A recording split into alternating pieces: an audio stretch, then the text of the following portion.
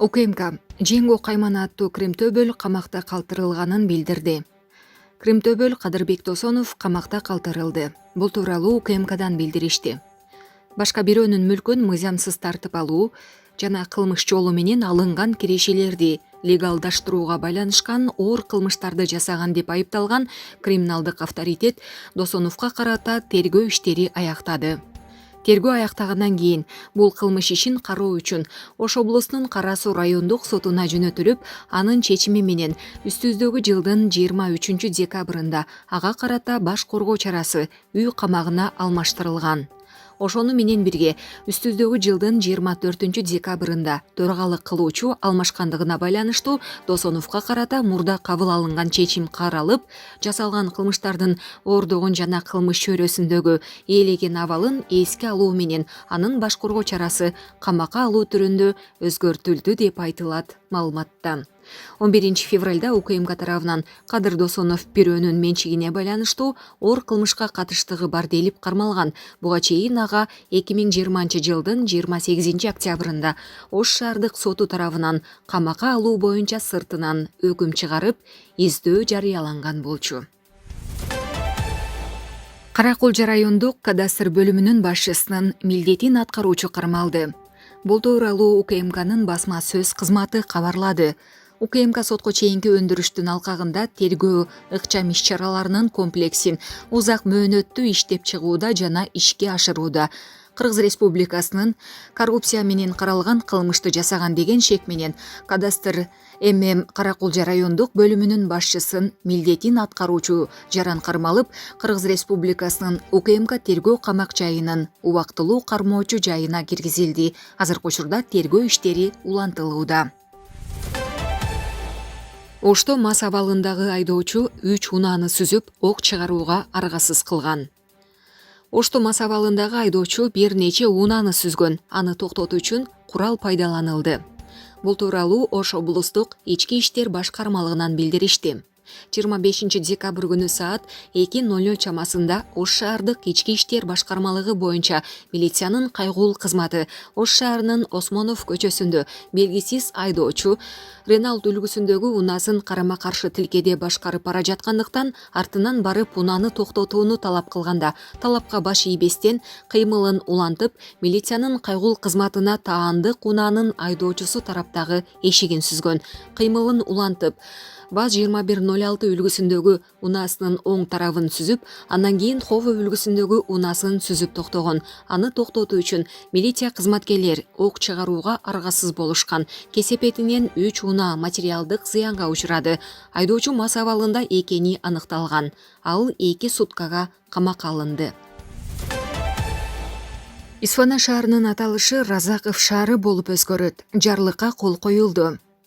Президент Садыр Жапаров бүгүн 25-декабрда Кыргыз Республикасынын Баткен облусунун Лейлик районунун Исфана шаарын кайра атоо жөнүндө жарлыкка кол койду. Белгилей кетсек, бүгүн министрлер кабинетинин жыйынында мамлекет башчысы Исфана шаарын Разаков шаары деп өзгөртүү демилгесин көтөргөн. Жарлыкка ылайык Кыргыз Республикасынын мамлекеттик кызыкчылыктарын коргоо, мындан ары улуттук, тарыхый каада-салттардын жана баалуулуктардын негизинде жарандарды руханий адеп ахлактык тарбиялоону жакшыртуу, Кыргыз Республикасынын чыгаан мамлекеттик жана саясий ишмери Исхак Разакович Разаковдун ысымын түбөлүккө калтыруу максатында анын мамлекеттүүлүктү калыптандырууга жана өнүктүрүүгө сиңирген зор эмгегин эске алып, туулган күнүнүн 110 жылдыгына байланыштуу Кыргыз Республикасынын Конституциясынын 71 беренесинин жана 86 беренесинин 2 бөлүгүн жетекчиликке алып токтом кылынат. Кыргыз Республикасынын министрлер кабинети 2 айлык мөөнөттө Кыргыз Республикасынын Баткен облусунун Лейлик районунун Исфана шаарын Кыргыз Республикасынын Баткен облусунун Лейлик районунун Разаков шаары деп кайра атоо маселесин белгиленген тартипте карасын. Кыргыз Республикасынын мыйзамынын тиешелүү долбоорун иштеп чыксын жана Кыргыз Республикасынын Жогорку кеңешинин кароосуна киргизилсин. Кыргыз Республикасынын Жогорку кеңешине жогоруда аталган мыйзам долбоорун кезексиз тартипте кароо сунушталсын. Өзгөндө жол кырсыгы катталып, 17 жаштагы жигит көз жумду.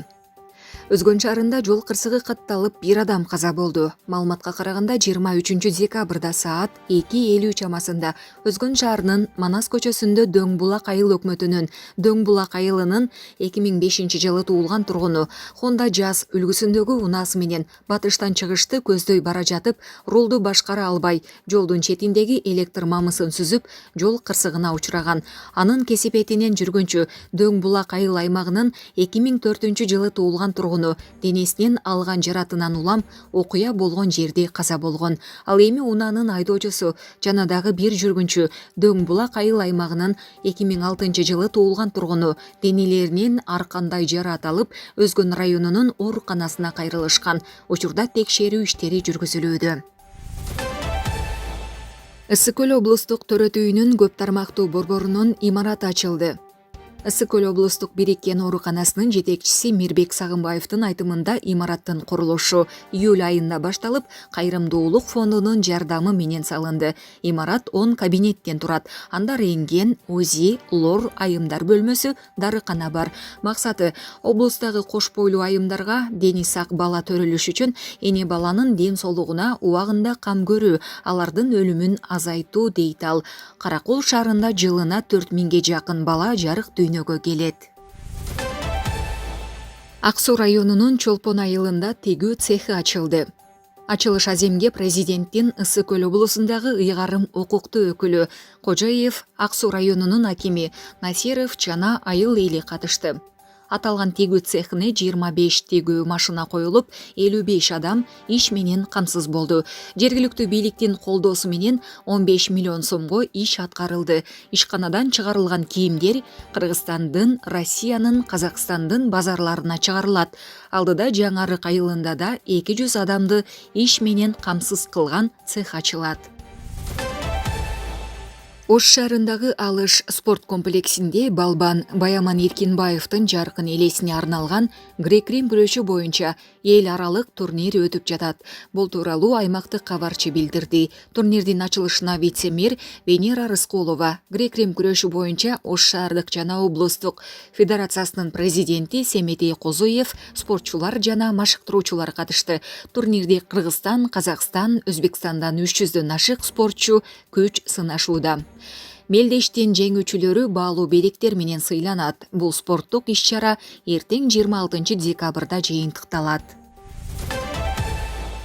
Бүгүн 25 декабрь күнү Талаш шаарынын Борбордук аянтында орнотулган балаты жандырылды. Бул тууралуу аймактык кабарчыга мэриядан билдиришти. Маалым болгондой, бул балатыны алып келүү жана жасалгалоо иштерине 154 000 сом каражат жумшалган. Үйдө туугандары менен чай ичип отурам. Сумаяны өлтүргөн жарандын аудиосу тарады. Сузак районундагы 9 жаштагы Сумаяны өлтүрүүгө чектелген жарандын аудиосу тарады. Анда ал үйдө туугандары менен чай ичип отурганын, баары жакшы экенин айткан. Бул маалыматтын канчалык чындыгы бар экендиги тууралуу азырынча маалымат бериле элек. Буга чейин 2021 жылдын 18 ноябрында Сузак райондук ички иштер башкармалыгынын нөөмөт бөлүмүнө Сузак районунун тургуну 1984 жылы туулган жаран ошол эле күнү саат 12:40 чамаларында кызы 2012 жылы туулган Сумая Хасилжанова үйүнөн мектепке чыгып кеткен бойдон дайынсыз болуп жаткандыгын билдирип, арыз менен кайрылган. Кийин кыздын жансыз денеси табылган. Жогорудагы кылмыш ишин жасоого шектелип, Жалал-Абад облусунун Сузак районунун тургуну 1973 жылы туулган жаран кармалып, убактылуу кармоочу жайына киргизилген.